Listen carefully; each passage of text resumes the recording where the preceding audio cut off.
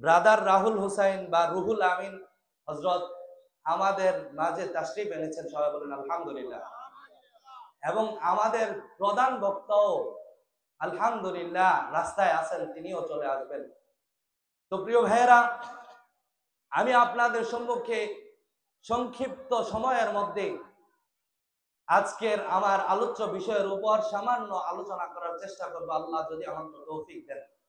আজকে আমার আলোচ্য বিষয় হচ্ছে সুদ, ঘুষ ও হারাম খাবারের ভয়াবহতা সম্পর্কে, হারামের ভয়াবহতা সম্পর্কে।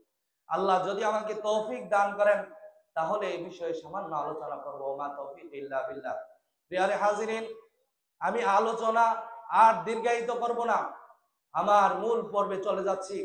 আমার আলোচনাকে আমি দুই ভাগে ভাগ করছি, যেহেতু এখানে দুটা আলোচ্য বিষয় চলে এসেছে। একটা হচ্ছে সুদ, ঘুষ, আর আরেকটা হচ্ছে হারামের ভয়াবহতা। ওই দুটোটা যদিও একই সাথে সামঞ্জস্যপূর্ণ, সুদ, ঘুষ এটাও হারামই, কিন্তু হারামের ভয়াবহতাটা কি ওইটা আলাদা একটা আলোচ্য বিষয়। তো সর্বপ্রথম বলতে হচ্ছে সুদ এমন একটা গুনাহ, আমি পবিত্র কুরআনুল কারীম এবং হাদিস পড়ে সুদের মতো এত বড় ধমকি অন্য কোন গুনাহের ক্ষেত্রে আল্লাহ উচ্চারণ করেন নাই। সবাই বলেন আল্লাহু আকবার। আল্লাহ পাক রব্বুল আলামিন সুদখোরদেরকে উদ্দেশ্য করে বলেন, হে সুদখোরেরা, তোমরা যদি সুদ খেতেই হয় তাহলে ফাজালু বিহারবিন মিনাল্লাহি ওয়া রাসূলি, তোমরা আল্লাহর রাসূলের বিরুদ্ধে যুদ্ধের ঘোষণা দিয়ে দাও। সবাই বলেন নাউযুবিল্লাহ। আল্লাহ বলতে চাচ্ছেন, হে সুদখোরেরা, যদি তোমরা সুদের মায়া এতই তোমাদের মধ্যে থাকে যে সুদের মায়া ছাড়তেই পারো না, সুদ খাওয়া ছাড়তে পারো না, তাহলে একটা কাজ করো, তুমি আল্লাহ রাসূলের বিরুদ্ধে যুদ্ধের ঘোষণা দিয়ে দাও। আর ঘোষণা শুনে নাও, আল্লাহর রাসূল তোমার বিরুদ্ধে যুদ্ধ ঘোষণা করেছেন। সবাই বলেন নাউযুবিল্লাহ। আল্লাহর রাসূল যার বিরুদ্ধে যুদ্ধ ঘোষণা করেছে তার আখিরাতে বা দুনিয়াতে রক্ষার কোনো উপায় আছে? কোনো উপায় নাই। প্রিয় ভাইরা, কত বড় ভয়াবহ বিষয়। অথচ এই সুদকে আমাদের সমাজের কিছু মানুষ আছে, মুসলমান নামদারি মুনাফিক আছে, তারা বলে সুদ এটা ব্যবসার মতোই। আমি যদি এই টাকা ব্যবসার মধ্যে ইনভেস্ট করতাম তাহলে আমি টাকা আমার বাড়তো, আমি এটা একজনকে দিলাম, সুতরাং সে আমাকে কিছু লভ্যাংশ দিবে। সবাই বলেন নাউযুবিল্লাহ। অথচ আল্লাহ পাক রব্বুল আলামিন পবিত্র কুরআনুল কারীমের মধ্যে স্পষ্ট জানিয়ে দিয়েছেন, আহাল্লাল্লাহুল বাইআ ওয়া হারামার রিবা। আল্লাহ পাক রব্বুল আলামিন বেচা কিনাকে, আল্লাহ পাক রব্বুল আলামিন ব্যবসা বাণিজ্যকে হালাল করেছেন এবং সুদকে হারাম করে দিয়েছেন। সবাই বলেন আল্লাহু আকবার। কে করেছে? আল্লাহ করেছেন। প্রিয় ভাইরা, চিন্তা করে দেখেন, কুকুর আর ছাগল, বকরি, এই দুটা প্রাণী কিন্তু দেখতে একই সাইজের। কি বলেন? কুকুর খাওয়া হালাল না হারাম? আর ছাগল খাওয়া হালাল না হারাম?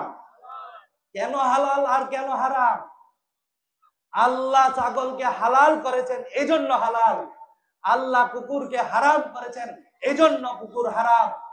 সুতরাং প্রিয় ভাইরা, আল্লাহ ব্যবসাকে হালাল করেছেন এজন্য ব্যবসা হালাল, আর আল্লাহ সুদকে হারাম করেছেন এজন্য সুদ হারাম। কোনো যুক্তি ছাড়া হারাম। ঠিক না বেটি? আপনার এই অহেতুক উদ্ভট যুক্তি, এটা আল্লাহর কথার সামনে কোনো দাঁড়াতে পারবে না। এটা কিভাবে সম্ভব? প্রিয় ভাই, আপনি 1 লক্ষ টাকা আপনার আলমারিতে রেখে দিলেন, 10 বছর পর 1 লক্ষ টাকা বের করলেন, এই 1 লক্ষ টাকা মনে হয় 1,20,000 টাকা হবে। বিষয়টা এমন? কি বলেন? বিষয়টা এমন নয়, বরং 1 লক্ষ টাকা আপনি 10 বছর আপনার আলমারিতে রাখার পর আবার করলে 1 লক্ষ টাকাই থাকবে। আর যদি আপনি ব্যবসা করেন তাহলে আল্লাহ যদি আপনার নসিবে রাখে তাহলে এই 1 লক্ষ টাকা 10 বছর পর 1 কোটি কোটি টাকাও হতে পারে। অথচ আমাদের সমাজের লোকগুলো তারা নিজের অর্থের নিরাপত্তা চায়, যে আমি ব্যবসা করতে গেলে যদি আবার লসে পড়ে যায়, আরে লস লাভের নামই ব্যবসা। যেই কারবারের মধ্যে লস লাভ থাকে না সেটা ব্যবসা না। প্রিয় ভাইয়েরা, সুদ এটা কোনো হেলায় খেলায় কাটিয়ে দেওয়ার মতো কোনো বস্তু নয়। সুদ এটা মারাত্মক এক ব্যাধি। এটা কেন আল্লাহ নিষেধ করেছেন এটাও আমাদেরকে বুঝতে হবে। সুদ আল্লাহর কারণে নিষেধ করেন নাই। আল্লাহর কোনো ক্ষতি হবে আমরা যদি সুদ খাই? কি বলেন, আল্লাহর ক্ষতি হবে? আল্লাহর কোনো ক্ষতি হবে না, কিন্তু ক্ষতি হচ্ছে আমাদের নিজেদের। রাস্তার এ পাশের লোক সে 10 তলা বাড়ির মালিক, আর ওই পাশের লোক একই এলাকার লোক আরেকজন সে গাছতলার মালিক, ঠিক না বেঠিক? এটার মূল কারণ হচ্ছে সুদ। সুদ একজনকে ধনী বানিয়ে দেয়, তার কাছে সম্পদের বিশাল ভান্ডার জমা হয়ে যায়, আর অনেক মানুষকে আরো দরিদ্র করে দেয়। এই কারণে আল্লাহ চান সমাজে ভারসাম্যতা। আল্লাহ চান না যে কিছু মানুষের কাছে সব সম্পদ কুক্ষিগত থাকুক আর সবাই না খেয়ে থাকুক, এটা আল্লাহ চান না। এই কারণেই আল্লাহ সুদকে হারাম করেছেন। যারা সুদ খায় তারা সমাজের দুশ্মন, যারা সুদ খায় তারা রাষ্ট্রের দুশ্মন।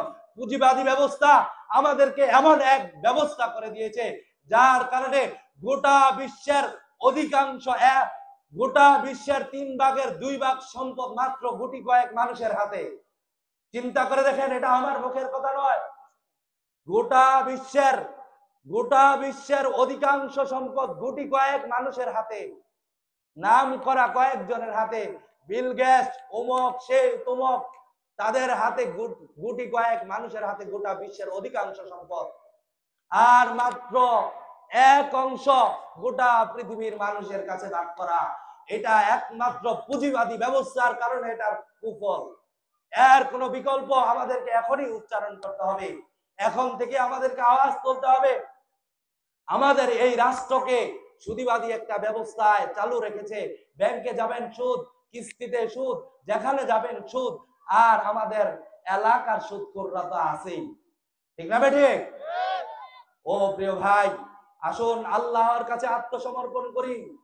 কারণ সুদ এটা এমন ভয়াবহ একটা গুনাহ। আল্লাহর রাসূল সাল্লাল্লাহু আলাইহি ওয়াসাল্লাম হাদিসের মধ্যে ইরশাদ করেন, আর রিবা সালাসাতু ওয়া সাবউনা বাবান। সুদের 73টারও অধিক ভয়াবহতা রয়েছে, গুনাহ রয়েছে। তার মধ্যে আইসারুহা মিসলু আইয়ানকিহার রাজুলু উম্মাহু, তার মধ্যে সর্বনিম্ন গুনাহ হচ্ছে কোন মানুষ তার মায়ের সাথে ব্যভিচার করা। সবাই বলেন নাউজুবিল্লাহ।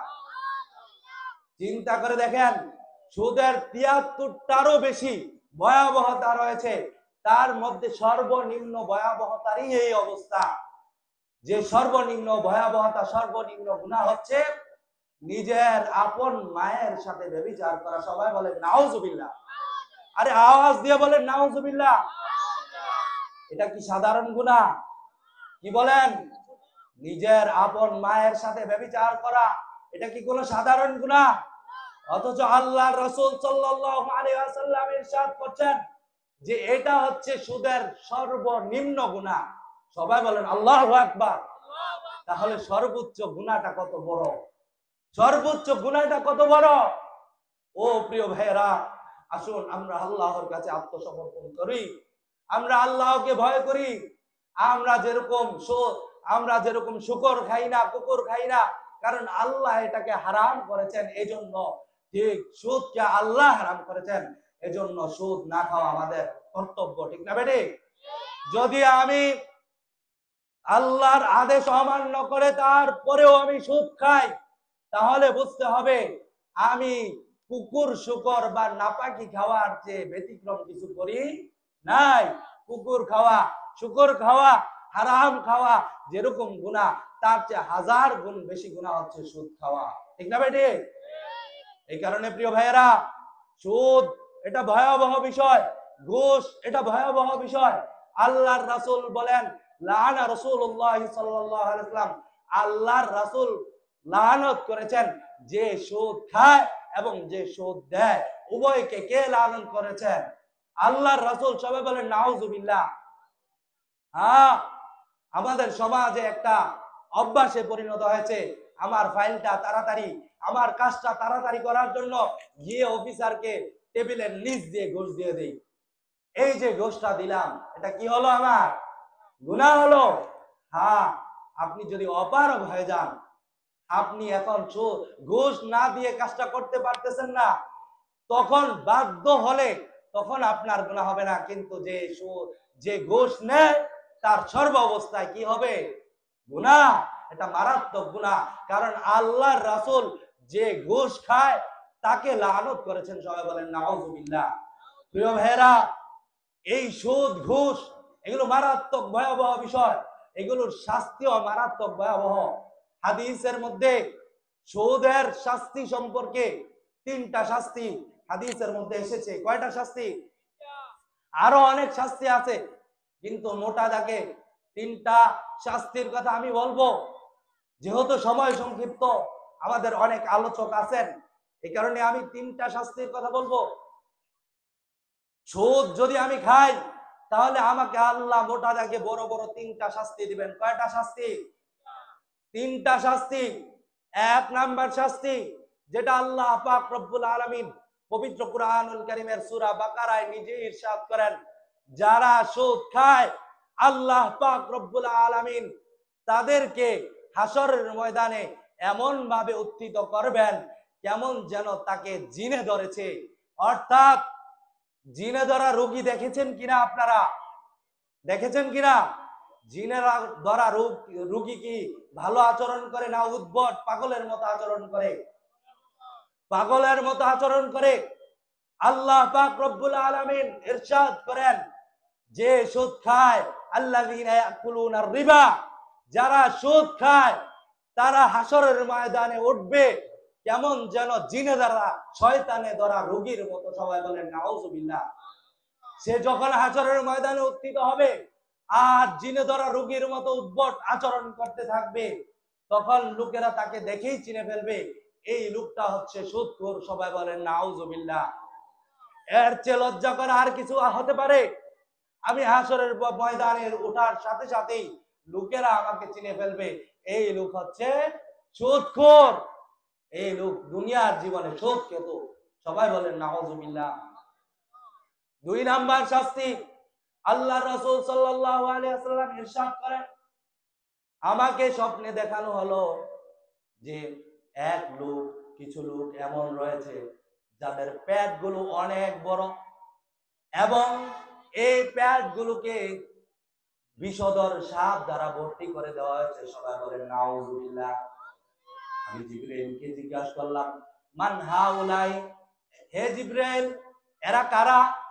তখন হযরত জিবরাইল বললেন যে এরা হচ্ছে ওই সমস্ত লোক যারা দুনিয়ার জীবনে সুদ খেত। সবাই বলেন নাউজুবিল্লাহ। চিন্তা করে দেখেন, আখিরাতে আমার পেটকে বড় করে দেওয়া হবে এবং বিষধর সাপ দ্বারা ভর্তি করে দেবে। সবাই বলেন নাউজুবিল্লাহ। আরেকটা শাস্তির কথা হাদিসের মধ্যে ইরশাদ হয়েছে, আল্লাহর রাসূল সাল্লাল্লাহু আলাইহি ওয়াসাল্লাম যখন মেরাজে গেলেন, কোথায় গেলেন? আল্লাহর রাসূল মেরাজে গেছেন, এটা সত্য, এটার মধ্যে এটা যে বিশ্বাস করবে না তার ঈমান থাকবে না। কিন্তু মেরাজে কোন রাতে গেছেন এটা পৃথিবীর কোনো হাদিস বিশারদ বলতে পারে না, কিন্তু আমাদের কিছু বেদাতি বলতে পারে। আল্লাহর রাসূল কোন তারিখে মেরাজে গেছেন? আল্লাহর রাসূল মেরাজে গেছেন, এটা সত্য, কিন্তু আল্লাহর রাসূল কোন তারিখে গিয়েছেন এই ব্যাপারে প্রমাণ, স্পষ্ট সহিহ প্রমাণ পাওয়া যায় না। যাই হোক, আল্লাহর রাসূল সাল্লাল্লাহু আলাইহি ওয়াসাল্লাম যখন মেরাজে গেলেন তখন দেখতে পেলেন কিছু লোক রক্তের নদীতে হাবুডুবু খাচ্ছে এবং একটা লোক বা পাড়ের মধ্যে বসে আছে এবং সে পাথর সংগ্রহ করতেছে। যখন ওই লোকগুলো রক্তের নদীতে হাবুডুবু খাচ্ছে আর পাড়ে আসার চেষ্টা করছে, নিজেকে বাঁচানোর চেষ্টা করছে, তখন পাড়ে থাকা লোকটি পাথর দিয়ে তার মুখ থেতলে দিচ্ছে, আবার সে রক্তের সাগরে পড়ে যাচ্ছে। আর এইভাবেই চলতেছে, এভাবেই চলতেছে। আল্লাহর রাসূল এই ভয়াবহ দৃশ্য দেখে হযরতে জিবরাইলকে জিজ্ঞাসা করলেন, মান হাউলাই ইয়া জিবরিল, হে জিবরিল এরা কারা? তখন হযরতে জিবরিল বললেন, ইয়া রাসূলুল্লাহ, ইয়া হাবিবাল্লাহ, এরা হচ্ছে ওই সমস্ত লোক যারা দুনিয়ার জীবনে সুদ খেত। সবাই বলেন নাউযুবিল্লাহ। ও প্রিয় ভাইয়েরা, সুদ এত মারাত্মক ভয়াবহ রোগ, এত মারাত্মক ভয়াবহ গুনাহ। তাহলে কি আমরা সুদ খাবো? বেশি বেশি সুদ খাবো? কি বলেন হে মুসলমান? নিজে সুদও খাবেন আবার মুসলমান দাবিও করবেন, এটা কিভাবে হতে পারে? আল্লাহ বলছেন কেহ যদি সুদ খায় সে আল্লাহ আল্লাহ রাসূলের বিরুদ্ধে যুদ্ধ ঘোষণা করছে। নাউযুবিল্লাহ বলেন। এবং আল্লাহ আল্লাহ রাসূল তার বিরুদ্ধে যুদ্ধ ঘোষণা করেন। এর চেয়ে বড় ভয়াবহতা, আল্লাহ আল্লাহর রাসূল যার বিরুদ্ধে যুদ্ধ ঘোষণা করেন তার কি কোনো উপায় থাকবে? তার কোনো উপায় থাকবে না। সুদের আরো ভয়াবহতা আছে। এটা তো আখিরাতের ভয়াবহতার কথা বললাম, দুনিয়ার ভয়াবহতার কথা শুনেন। আল্লাহর রাসূল সাল্লাল্লাহু আলাইহি ওয়াসাল্লাম হাদিসে পাকের মধ্যে ইরশাদ করেন, যখন কোন এলাকায় কোন সম্প্রদায়ের মধ্যে মা যাহারা ফি কওমির রিবা ওয়াজ জিনা, জিনা ওয়ার রিবা, কোন সম্প্রদায়ের মধ্যে যদি দুটা গুনাহ ব্যাপকভাবে প্রচলিত হয়ে যায়, ব্যাপক আকারে ছড়িয়ে পড়ে, সেই দুটা গুনাহ হচ্ছে জিনা এবং রিবা, অর্থাৎ সুদ এবং জিনা। এই দুইটা গুনাহ যদি সমাজের মধ্যে ব্যাপকভাবে ছড়িয়ে পড়ে, তখন আল্লাহর রাসূল বলেন, এই দুইটা গুনাহ যদি কোন সমাজের মধ্যে ছড়িয়ে পড়ে, তারা ইল্লা ক্বাদ আহাল্লু লিআনফুসিহিম ইকাবাল্লাহ, এই দুইটা গুনাহ যে সমাজের মধ্যে ছড়িয়ে পড়ে তারা আল্লাহর আযাবকে নিজেদের জন্য হালাল করে ফেলে। সবাই বলেন নাউযুবিল্লাহ। আওয়াজ দিয়ে বলেন নাউযুবিল্লাহ। আল্লাহর রাসূল বলছেন, যদি কোন সমাজের লোকেরা দুইটা গুনাহকে নিজেদের মধ্যে নিয়ে আসে, সেই দুইটা গুনাহ হচ্ছে, একটা হচ্ছে সুদের গুনাহ আর একটা হচ্ছে জিনার গুনাহ। এই দুইটা গুনাহ যদি কোন সমাজের লোকদের মধ্যে থাকে, ইল্লা আহাল্লু লিআনফুসিহিম ইকাবাল্লাহ, তারা আল্লাহর শাস্তিকে নিজেদের জন্য হালাল করে ফেলে, অর্থাৎ তাদের নিকট আল্লাহর শাস্তি আসবে, এতে কোনো সন্দেহ নাই। সবাই বলেন নাউযুবিল্লাহ। আওয়াজ দিয়ে বলেন নাউযুবিল্লাহ। ও মুসলমান, মনে করেছেন আমি তো সুদ খাই না, আরেকজন সুদ খায়, আমার কি হবে? না না, আল্লাহর রাসূল বলছেন যদি কোন সমাজে এই দুইটা গুনাহ থাকে, তাহলে এই সমাজের লোকেরা নিজেদের জন্য আল্লাহর আযাবকে হালাল করে ফেলে, অর্থাৎ আল্লাহর আযাব তাদের কাছে আসবে, এতে কোনো সন্দেহ নাই। সবাই বলেন নাউযুবিল্লাহ। তাহলে কি বোঝা গেল? আমাদের এই সমাজে জিনার গুনাহ আছে না নাই? আসতে বলেন কেন? আমাদের এই সমাজে জিনার গুনাহ আছে না নাই? আমাদের এই সমাজের মধ্যে সুদের গুনাহ আছে না নাই? কম না বেশি? তাহলে বোঝা গেল কি, আল্লাহর শাস্তি যখন আসবে তখন আল্লাহকে দোষারোপ করবো নাউযুবিল্লাহ, যে আল্লাহ শুধু আমাদেরকেই দেখলো। না প্রিয় ভাইরা, আল্লাহ আমাদেরকে শাস্তি দিতে চান না, আল্লাহ আমাদেরকে কষ্ট দিতে চান না। আল্লাহ চান এই পৃথিবীতে আমরা শান্তিতে বসবাস করি, কিন্তু একমাত্র আমাদের পাপের কারণে আমরা শাস্তি পাই। আল্লাহ যেটা পবিত্র কোরআনুল কারীমে নিজেই ইরশাদ করেন, যাহারাল ফাসাদু ফিল বাররি ওয়াল বাহরি বিমা কাসাবাত আইদিন নাস লিয়ুযীকাহুম বা'দাল্লাযী আমিলু লাআল্লাহুম ইয়ারজিউন। আল্লাহ পাক রব্বুল আলামিন পবিত্র কোরআনুল কারীমের মধ্যে ইরশাদ করেন, যাহারাল ফাসাদু ফিল বাররি ওয়াল বাহরি বিমা কাসাবাত আইদিন নাস, জলস্থলে বিভিন্ন নৈরাজ্য ছড়িয়ে পড়েছে, এটা মানুষের নিজ হাতের কামাই। বিমা কাসাবাত আইদিন নাস, এটা মানুষের নিজ হাতের উপার্জন, এটা মানুষের নিজ হাতের উপার্জন। আল্লাহ কেন এই বিভিন্ন নৈরাজ্য, বিভিন্ন বিপদ আপদ, বিভিন্ন বালা মুসিবত এগুলো পাঠান? আল্লাহ নিজেই পরবর্তীতে উত্তর দিচ্ছেন যে আমি পাঠাই না, বাকি মানুষের নিজের হাতের কামাইয়ের কারণে আমি পাঠাই। কেন পাঠাই? লিয়ুযীকাহুম বা'দাল্লাযী আমিলু, তারা যেই অপকর্ম করেছে সেই অপকর্মের সামান্য কিছু তাদেরকে দুনিয়াতে ভোগ করার জন্য, লাআল্লাহুম ইয়ারজিউন, যাতে তারা আবার আমার পথে ফিরে আসে। সবাই বলেন আল্লাহু আকবার। আওয়াজ দিয়ে বলেন আল্লাহু আকবার। তাহলে আল্লাহ পাক রব্বুল আলামিন আমাদেরকে যে বিপদগুলো দেন আমাদের অপকর্মের কারণে, এটা কেন দেন? এই জন্য দেন, আল্লাহ চান দুনিয়াতে যেন আমরা প্রায়শ্চিত্ত করে, দুনিয়াতেই যেন আমরা তওবা করে আল্লাহর কাছে প্রত্যাবর্তন করি। এটা আল্লাহ চান। আল্লাহ এটা চান না আমরা অপরাধী অবস্থায় আল্লাহর কাছে দাঁড়াই। সবাই বলেন আল্লাহু আকবার। আল্লাহ কত বড় দয়াশীল, আল্লাহ কত বড় মায়াবী, আল্লাহ কত রহমতওয়ালা আল্লাহ। আল্লাহু আকবার। আল্লাহ কত বড় শুকরিয়া, এমন একজন রব পেয়েছি। আরে যারা ইসলাম মানে না, লা মাওলা লাহুম, তাদের তো কোনো রব নাই, আমাদের তো রব আছেন। তিনি কে? আল্লাহ। প্রিয় ভাইয়েরা, আসুন আমরা এই ভয়াবহ গুনাহ থেকে প্রত্যাবর্তন করি। যদি এই ভয়াবহ গুনাহ থেকে প্রত্যাবর্তন না করি, তাহলে আমাদের যত নেক আমল আছে এটা কবুল হবে না। আও হাজী সাহেব, হজ করবেন আবার সুদও খাবেন, আপনার হজ কবুল হবে না। হাজী সাহেব, আপনি নামাজও পড়বেন আবার সুদও খাবেন, আপনার এই নামাজ আল্লাহর দরবারে কবুল হবে না। এটা আমার কথা। আপনি দোয়া করবেন আবার সুদও খাবেন, আবার বলবেন আমি মুস্তাজাব দাওয়া, যে আমি এমন লোক, আমার দোয়া আল্লাহ কবুল করবেন। এই আশা কিভাবে করেন? আপনি সুদও খাবেন আবার দোয়া কবুলও চাইবেন, এটা কিছুতেও হতে পারে না। হাদিস নেন, এটা আমার কথা নয়, এটা আমার কথা নয়, এটা আল্লাহর নবী হযরত মুহাম্মদ সাল্লাল্লাহু আলাইহি ওয়াসাল্লামের কথা। হাদিস শুনে নেন, যারা হারাম খায় তাদের দোয়া, তাদের ইবাদত আল্লাহ কবুল করে না। হাদিস নেন, হযরত আবু হুরায়রার সূত্রে বর্ণিত, আন আবি হুরায়রা রাদিয়াল্লাহু তাআলা আনহু قال قال رسول الله صلى الله عليه وسلم إن الله طيب لا يقبل إلا طيبا।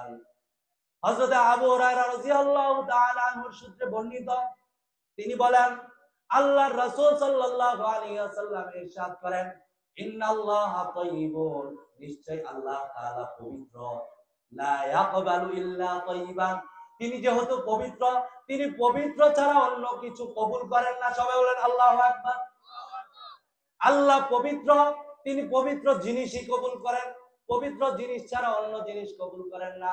ওয়া ইন্নাল্লাহা আমারাল মুমিনিনা, আর আল্লাহ পাক রব্বুল আলামিন মুমিনদেরকে আদেশ করেন, মা আমারা বিহিল মুরসালিন, তিনি নবীদেরকে যা আদেশ করেন সেই আদেশই মুমিনদেরকে করেন। সবাই বলেন আল্লাহু আকবার।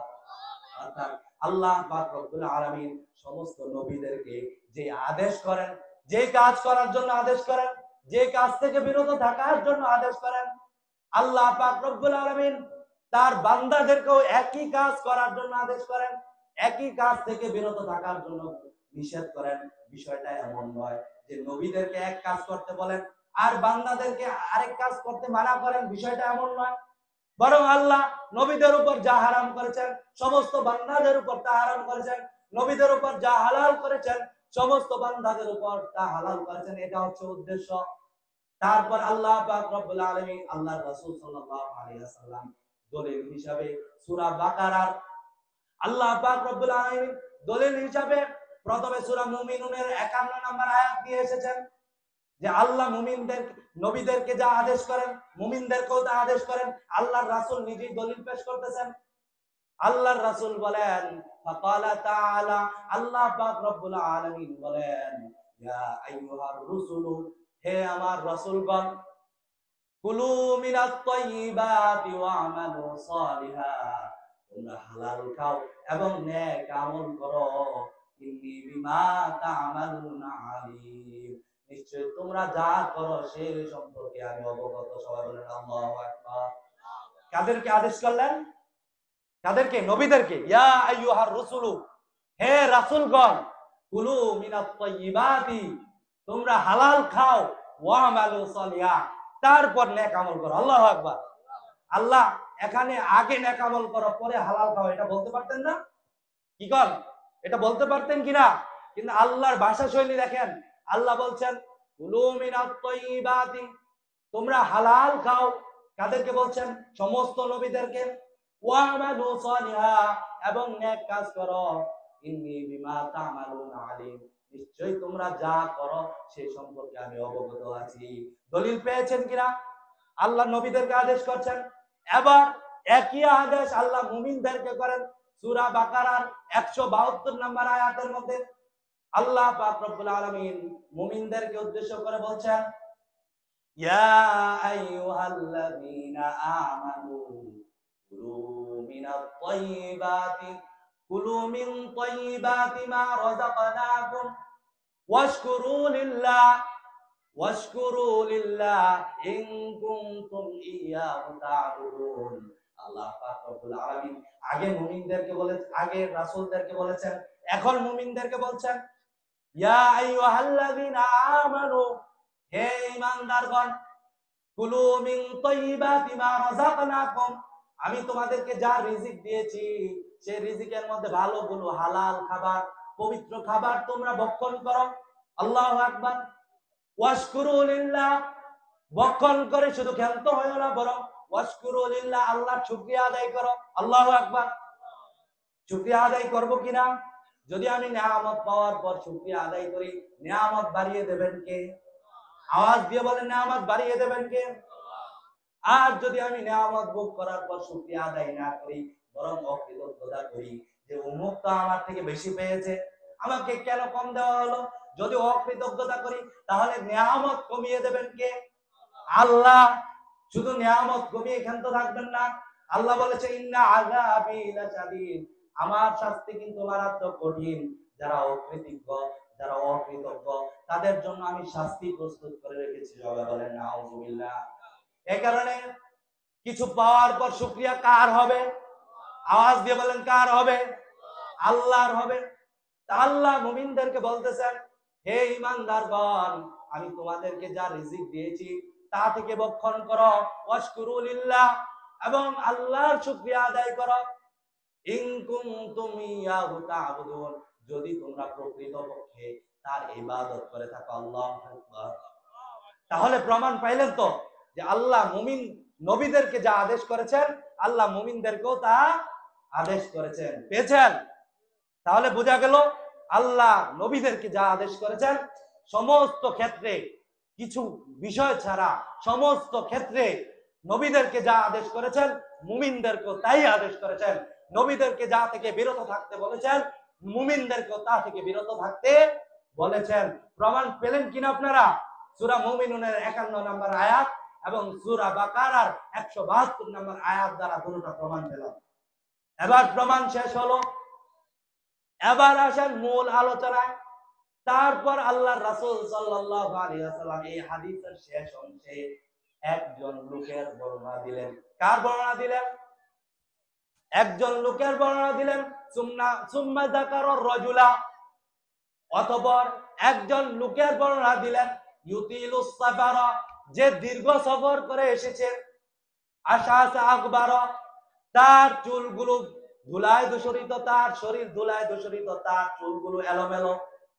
দূর থেকে সফর করে এসেছে, তার চুলগুলো এলোমেলো এবং তার শরীর ধুলায় দূষিত।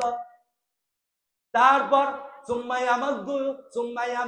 ইয়াদাইহি ইলাস সামাই, অতঃপর সে তার হাতকে আকাশের দিকে সম্প্রসারিত করলো আর বলল, ইয়া রব্বি ইয়া রব্বি, আর বলতে থাকলো, হে আমার রব, হে আমার রব। ওমা তা'মুহু হারাম, কিন্তু এই লোকটার খাবার হচ্ছে হারাম। ওমা শরাবুহু হারামুন, এই লোকটার যা পান করে এটাও হারাম। ওয়া মালবাসুহু হারামুন, এই লোকটা যা পরিধান করে এটাও হারাম। ওয়া গুজিয়া বিল হারামি, আর এই লোকটা হচ্ছে হারাম ভক্ষণকারী। অথচ সে আকাশের দিকে দুহাত সম্প্রসারিত করে বলে, ইয়া রব্বি ইয়া রব্বি। আল্লাহ রাসূল প্রশ্ন ছুড়েন, আয়ুস্তাজাবু লাহু, তার দোয়া কি কখনো কবুল করা হবে? সবাই বলেন নাউযুবিল্লাহ। আওয়াজ দিয়ে বলেন নাউযুবিল্লাহ। চিন্তা করে দেখেন প্রিয় ভাইয়েরা, আমরা কথাটা বুঝতে পেরেছি কিনা? এই হাদিসটা বিশাল হাদিস। শুরু থেকে বলতেছি, আল্লাহ প্রথমে বললেন, আল্লাহর রাসূল বললেন যে হে লোক সকল, আল্লাহ পবিত্র, তিনি পবিত্র ছাড়া অপবিত্র কোনো জিনিস গ্রহণ করেন না। তারপর আল্লাহর রাসূল বললেন যে আল্লাহ মুমিনদেরকে তাই আদেশ করেন যা আদেশ করেন রাসূলদেরকে। তিনি দলিল হিসাবে আয়াতগুলো পেশ করলেন। তারপর আল্লাহর রাসূল এক লোকের বিবরণ বর্ণনা করলেন, যে লোকটা অনেক দূর থেকে সফর করে এসেছে কাবার প্রান্তরে। দূর থেকে সফর করে আমরা কোথায় যাই? সাধারণত কাবার প্রান্তরেই তো যাই। আল্লাহর রাসূল বলছেন লোকটা অনেক দূর থেকে সফর করে এসেছে, তার চুলগুলো হচ্ছে এলোমেলো। এখন তো বিমান যুগে যাওয়া যায়, এক সময় উঠে করে বা হেঁটে হেঁটে মক্কার প্রান্তে যেতে হতো, ঠিক না বেঠি? তো তার চুলগুলো হচ্ছে এলোমেলো এবং তার শরীর হচ্ছে ধুলায় দূষিত, অর্থাৎ সফরের চিহ্ন তার শরীরের মধ্যে। আর সে এই পবিত্র স্থানে গিয়ে আকাশের দিকে হাত সম্প্রসারিত করে বলতে থাকে ইয়া রব্বি ইয়া রব্বি, অর্থাৎ দোয়া করতে থাকে। অথচ তার খাবারও হারাম, তার পানিও হারাম, তার পোশাকও হারাম, এবং সে হচ্ছে একটা হারাম ভক্ষণকারী, হারামখোর। সে হচ্ছে কি? হারামখোর। আল্লাহর রাসূল বলেন এই হারামখোরের দোয়া কি কিয়ামত পর্যন্ত কবুল হবে? অর্থাৎ উনি প্রশ্ন করছেন আয়ুস্তাজাবু লাহু, তার দোয়া কি কবুল করা হবে? এটা কঠিন কালেও সম্ভব নয়। হারামখোরের দোয়া আল্লাহ কখনো কবুল করেন না। সবাই বলেন নাউযুবিল্লাহ।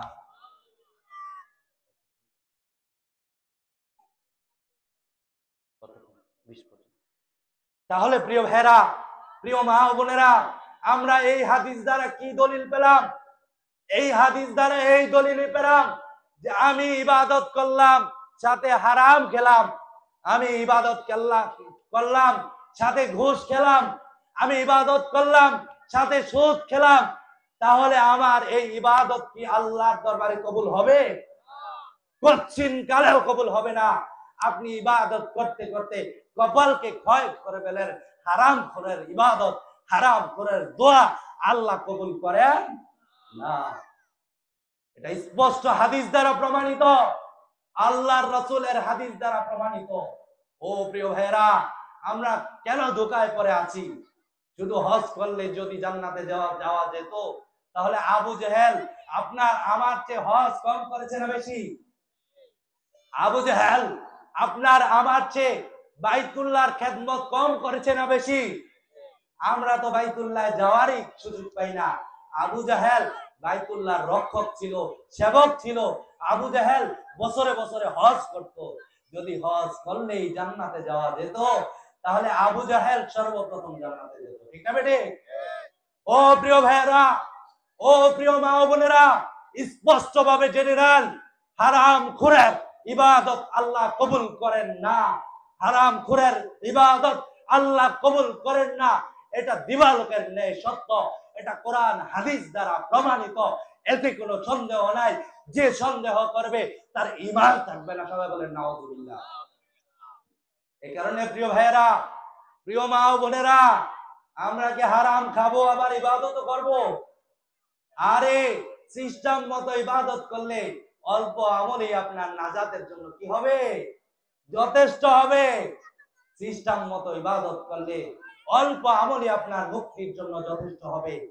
আর যদি আপনি সিস্টেমের বাইরে গিয়ে হারামও খান আবার ইবাদতও করেন, হারামও খান আবার তাহাজ্জুদও করেন, হারামও খান আবার হজও করেন, আপনার এই হজ, আপনার এই নামাজ, আপনার এই তাহাজ্জুদ, আপনার এই রোজা, আপনার এই দোয়া আল্লাহর কাছে কবুল হবে না। প্রিয় ভাইরা, আমাদের দোয়া কেন কবুল হয় না? আমাদের দোয়া কেন কবুল হয় না? এটা আমি একটা হাদিস দ্বারা বলে শেষ করে দেব, তাহলে বুঝতে পারবো যে আমাদের দোয়া কেন কবুল হয় না। হযরত ইবনে আব্বাস রাদিয়াল্লাহু তাআলা আনহুর সূত্রে হাদিসটি বর্ণিত। হযরত ইবনে আব্বাস রাদিয়াল্লাহু তাআলা আনহু বলেন, কুলিয়াত ইনদা রাসূলিল্লাহ সাল্লাল্লাহু আলাইহি ওয়াসাল্লাম, আল্লাহর রাসূলের নিকট একটি আয়াত তেলাওয়াত করা হলো। আয়াতটা হচ্ছে ইয়া আইয়ুহাল্লাযীনা ইয়া আইয়ুহান নাসু কুলু মিম্মা ফিল আরদি হালালান তাইয়্যিবা। যে আয়াতের অর্থ হচ্ছে ইয়া আইয়ুহান নাস, হে লোক সকল, কুলু মিম্মা ফিল আরদি, এই জমিনের মধ্যে হালাল এবং পবিত্র উত্তম খাবার যা আছে সেটা ভক্ষণ করো। এই আয়াতটা তুলিয়াত ইনদা রাসূলিল্লাহ সাল্লাল্লাহু আলাইহি ওয়াসাল্লাম, আল্লাহর রাসূলের নিকট তেলাওয়াত করা হলো, পড়া হলো, আল্লাহর রাসূলের মজলিসে পড়া হলো। তখন আল্লাহর রাসূল সাল্লাল্লাহু আলাইহি ওয়াসাল্লামের সামনে ছিল হযরত সাদ ইবনে আবি ওয়াক্কাস রাদিয়াল্লাহু তাআলা আনহু। হযরত সাদ ইবনে আবি ওয়াক্কাস রাদিয়াল্লাহু তাআলা আনহু যখন এই আয়াত তেলাওয়াত করা হলো, তখন উনি দাঁড়িয়ে গেলেন এবং বললেন, ইয়া রাসূলুল্লাহ উদউ লি ইনদাল্লাহ, আপনি আমার জন্য আল্লাহর নিকট দোয়া করেন, আইয়াজআলানি মুস্তাজাবাদ দাওয়া, আল্লাহ যেন আমাকে মুস্তাজাবুদ দাওয়া বানিয়ে দেন। সবাই বলেন আল্লাহু আকবার। কে বললেন? হযরত সাদ ইবনে আবি ওয়াক্কাস রাদিয়াল্লাহু তাআলা আনহু। কাকে বললেন? আল্লাহর রাসূলকে বললেন। কি বললেন? যে ইয়া রাসূলুল্লাহ উদউল্লাহ লি উদউ ইনদাল্লাহ, আপনি আমার জন্য আল্লাহর নিকট দোয়া করেন যাতে আল্লাহ আমাকে মুস্তাজাবুদ দাওয়া বানিয়ে দেন। মুস্তাজাবুদ দাওয়া কি এটা বুঝতে হবে। সেটা হচ্ছে এমন লোক যার দোয়া কবুল, এতে কোনো সন্দেহ নাই, অর্থাৎ তার দোয়াগুলো কবুল করা হয়, তাকে বলা হয় মুস্তাজাবুদ দাওয়া। তাহলে কে বললেন? সাহাবী হযরতে সাদ ইবনে আবি ওয়াক্কাস রাদিয়াল্লাহু তাআলা আনহু। তখন আল্লাহর রাসূল সাল্লাল্লাহু আলাইহি ওয়াসাল্লাম হযরতে সাদ ইবনে আবি ওয়াক্কাস রাদিয়াল্লাহু তাআলা আনহুকে যে নসিহতটি করলেন, সেই নসিহতটা হচ্ছে, হে সাদ, ইয়া সাদু আতিব তুমাকা, তুমি তোমার খাবার খাওয়ার সময় হালাল খাবার গ্রহণ করো, তাহলে তাকুন মুস্তাজাবাদ দাওয়া, যদি তুমি হালাল খাবার গ্রহণ করো তাহলে তুমি অটোমেটিক মুস্তাজাবুদ দাওয়া হয়ে যাবে। সবাই বলেন আল্লাহু আকবার। যদি তুমি হালাল খাবার গ্রহণ করো তাহলে তুমি কি হয়ে যাবে? মুস্তাজাবুদ দাওয়া হয়ে যাবে। তোমার দোয়া আল্লাহ ফিরাবেন না। শর্ত হচ্ছে হালাল গ্রহণ করতে হবে, হারাম খাওয়া যাবে না। আজকে এত অভিযোগ, হুজুর দোয়া কবুল হয় না, দোয়া কবুল হয় না। আও ভাই, কেন দোয়া কবুল হয় না এটা তো দেখলেন না। আপনি হালাল খাবেন না, হারাম খাবেন, সুদ খাবেন, ঘুষ খাবেন, বোনের হক মারবেন, ভাইয়ের হক মারবেন, একটু চালাক দেখে আরেকজনের হক মারবেন, আরেকজনের আইল ঠেলবেন, আর বলবেন আমার দোয়া কেন কবুল করা হয় না। সমাজে আছে কিনা? কম না বেশি? অনেক বেশি। বোনের হক দেয় না, চালাকি করে। আরে বোনেরা কি হক নেয়? বোনেরা কি হক নেয়? কেন নেবে না? বোন কি বাবার সন্তান না? উনি মেয়ে হয়েছেন বিদায়, উনি কি বাবার সম্পদের মধ্যে আপনি যতটুকু পান তার অর্ধেক প্রাপ্য না? এটার বিধান কে দিয়েছে? আল্লাহ। কত ছল চাতুরি করে এই সমাজের লোক। ও ভাই, কেন ছল চাতুরি করেন? বোনের হক বোনকে বুঝিয়ে দিবেন, তাহলে আপনিও আরেক জায়গা থেকে পাবেন কিনা? আপনার স্ত্রী তার বাবার বাড়িতে পাবে, আপনার বোন আপনার বাড়িতে পাবে। এভাবে সম্পদটা এক জায়গায় কুক্ষিগত থাকবে না। এটা ইসলাম চায়। ইসলাম চায় যে সম্পদ এক জায়গায় জমা করে না থাকুক। ইসলাম চায় সম্পদটা সবার মধ্যে বিলীন হোক। দেখা যায় শ্বশুর বাড়ি গরিব আর নিজের বাবার বাড়ি ধনী, এরকম আছে না নাই? কম না বেশি? অনেক আছে, অনেক আছে। তাহলে যদি ইসলাম অনুযায়ী সম্পদটা বন্টন করা হতো, শ্বশুর বাড়ি দরিদ্র গরিব হওয়ার পরেও ওই মহিলা উপকৃত হতো কিনা? হতো। আবার উল্টাটাও হয়। ঠিক ইসলাম এই বিধানগুলো আমাদের কল্যাণের জন্য দিয়েছে। আল্লাহর কোনো ক্ষতি হবে? আল্লাহর কোনো ক্ষতি হবে? আল্লাহর কোনো ক্ষতি হবে না। ক্ষতি হবে আমাদের, ক্ষতি হচ্ছে আমাদের। এই কারণে দেখা যায় এক আত্মীয় অনেক জমিদার, আরেক আত্মীয় খাওয়ারই টাকা পায় না, হয় কিনা? এটা ইসলাম চায় না, এটা ইসলাম বরদাস্ত করে না। ইসলাম চায় সম্পদটা সবার মধ্যে বিলীন হোক। একজন মানুষ ইন্তেকাল করলে তার ছেলে, তার মেয়ে, তার আত্মীয় স্বজন, আপনজন যারা তার উত্তরাধিকার পাওয়ার যোগ্য, তারা যেন যথাযথভাবে পায় এবং পেয়ে এই সম্পদটা দ্বারা উপকৃত হতে পারে। এটা কে চায়? ইসলাম চায়। প্রিয় ভাইরা, যাই হোক, তো হযরতে সাদ ইবনে আবি ওয়াক্কাস রাদিয়াল্লাহু তাআলা আনহুকে আল্লাহর রাসূল সাল্লাল্লাহু আলাইহি ওয়াসাল্লাম পরামর্শ দিলেন, সাদ তুমি আতিব মাতাআমাকা, তুমি তোমার খাবারটা হালাল খাবার গ্রহণ করো, তাকুন মুস্তাজাবাদ দাওয়া, তাহলে তুমি মুস্তাজাবুদ দাওয়া হয়ে যাবে। সবাই বলেন আল্লাহু আকবার।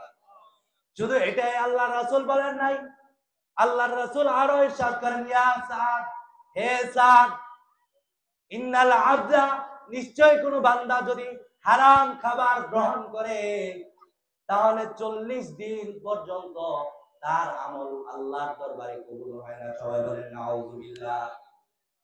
40 ইয়াওমান, আল্লাহর নিকট 40 দিন তার আমল কবুল হয় না। সবাই বলেন নাউযুবিল্লাহ। তাহলে চিন্তা করে দেখেন প্রিয় ভাইরা, আমরা আমলও করলাম, আবার সুদও খাইলাম, আমলও করলাম, আবার ঘুষও খাইলাম, আমলও করলাম, আবার বোনের হক মারলাম, আমলও করলাম, ভাইয়ের হক মারলাম, আমলও করলাম, প্রতিবেশীর হক মারলাম, প্রতিবেশীকে সে বোঝে না বিদায় আমি নেনে আমার জায়গাটা বাড়িয়ে দিলাম। দেখেছেন কে? দেখেছেন কে? এই পৃথিবীর কেউ বুঝলো না, বুঝলো কে? আল্লাহ কিন্তু আপনার ইবাদত কবুল করবেন না, এটা লিখে রাখতে পারেন। এটা কোরআন এবং হাদিসের সুস্পষ্ট কথা। এই কারণে প্রিয় ভাইরা, আসুন আমরা আজ থেকে প্রতিজ্ঞা করি, আমরা আর কখনো হারাম খাবার ভক্ষণ করব না। আল্লাহ রাসূল স্পষ্ট বলেছেন, কুল্লু জাসাদিন, প্রত্যেক ওই শরীর, নাবাতা, নাবাতা যেটা উৎপন্ন হয়েছে হারাম দ্বারা, নাবাতা মিন সুহতিন, যেটা হারাম দ্বারা উৎপন্ন হয়েছে, তাহলে এই শরীরটা এটা জাহান্নামে যাওয়ার জন্যই অধিক উপযুক্ত। সবাই বলেন নাউযুবিল্লাহ। এটা জাহান্নামে যাওয়ারই অধিক উপযুক্ত। যে শরীর হারাম খাবার দ্বারা তৈরি হয়েছে, যে শরীর হারাম খাবার গ্রহণ করেছে, এই শরীর জান্নাতে যাওয়ার উপযোগী না। লা ইয়াদখুল জান্নাতা জাসাদুন গুযিয়া বিল হারাম, স্পষ্ট হাদিস।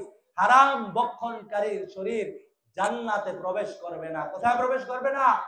নাউযুবিল্লাহ বলেন। আরে আওয়াজ দিয়ে বলেন নাউযুবিল্লাহ।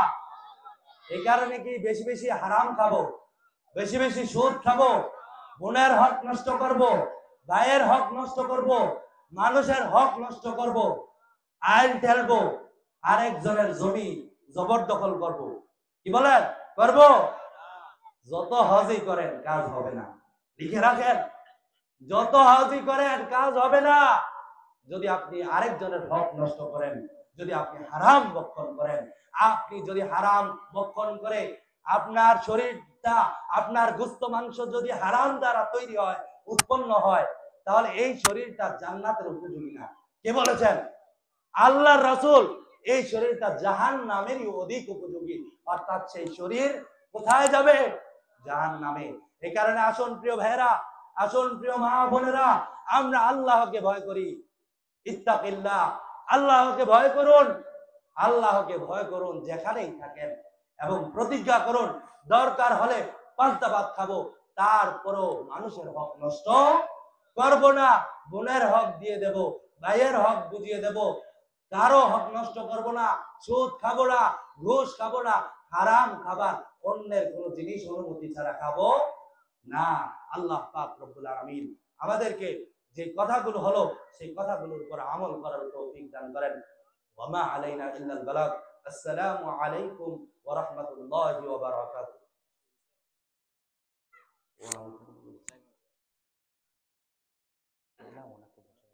শিডিউল এলোমেলো হয়ে গেছে। ব্রাদার রাহুল, জি হুজুর কে আসবে, হুজুর কে আসবে, হুজুরকে দিয়ে করা। এখন মনে করেন আমরা যদি আরো পরে নিই, 10টায় যদি ব্রাদার রাহুল ওঠে, তাহলে 11টা, 11:30, আমাদের প্রোগ্রাম কিন্তু বড় হয়ে যায়। চিন্তা করে এতক্ষণ আমাদের মাঝে কোরআন ও হাদিসের আলোকে মূল্যবান বক্তব্য রাখলেন মুফতি বাইজিদ হাসান, সুবিলার চর মার্কাজুস সুন্নাহ মাদ্রাসা ও এতিমখানার বর্তমান প্রিন্সিপাল। অনেক ধন্যবাদ হুজুর, আমাদের মাঝে কোরআন ও হাদিসের আলোকে মূল্যবান হাদিসের মাধ্যমে, আয়াতের মাধ্যমে সুদ ঘুষের কুফল সম্পর্কে উনি আমাদেরকে বর্ণনা করেছেন। এই পর্যায়ে আমাদের মাঝে উপস্থিত নিয়ে আসি হুজুরকে। হ্যাঁ, পুরস্কারটা দিয়ে দেব।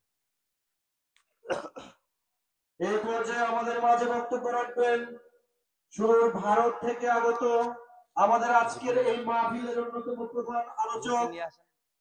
ব্রাদার রাহুল হুজুরকে নিয়ে আসেন। হোসেন নুরুল আমিন ঘুমাইছে গা। ভারতের মুর্শিদাবাদ থেকে তিনি আমাদের মাঝে উপস্থিত হয়েছেন। যদি 10টায় অল্প বসান কিছুক্ষণের মধ্যে তাহলে তো হুজুর 10টা আমাদের থেকে মাঝে 11টা উপস্থিত হবেন। প্রোগ্রাম তো বড় হয়ে আপনারা যাবে। যারা এদিক সেদিক ঘোরাফেরা করছেন, রাস্তাঘাটে দোকানপাটে হ্যাঁ, অযথা সময় নষ্ট করছেন, মাসুদুর রহমান সাহেব আপনারা আসতেছে। আমাদের মাহফিলের প্যানেলে উপস্থিত হন। অল্প কিছুক্ষণের মধ্যে আমাদের আজকের এই মাহফিলের প্রধান আলোচক ব্রাদার রাহুল হোসেন